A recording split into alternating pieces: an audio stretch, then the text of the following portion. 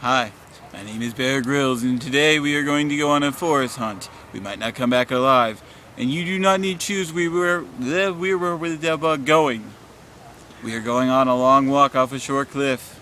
We're far out of civilization. We're far away from civilization. There's nowhere around that we can go and get food. Don't keep up, your tour guide will ditch you.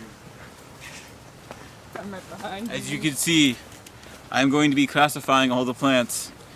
To our left, here, on the ground, we have leaves.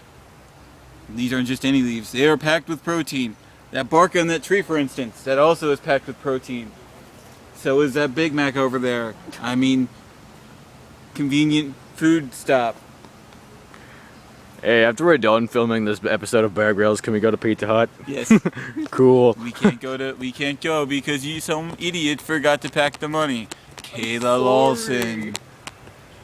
Really girl. As you can tell, there's a lot of protein in those trees over there. Those are very, very happy trees. We must keep moving or we'll never be found. Well, we are far from society, as I said. Okay, our tour group is leaving. Let's go. What? Our tour group is leaving. This has been a Bear Grylls production. Goodbye.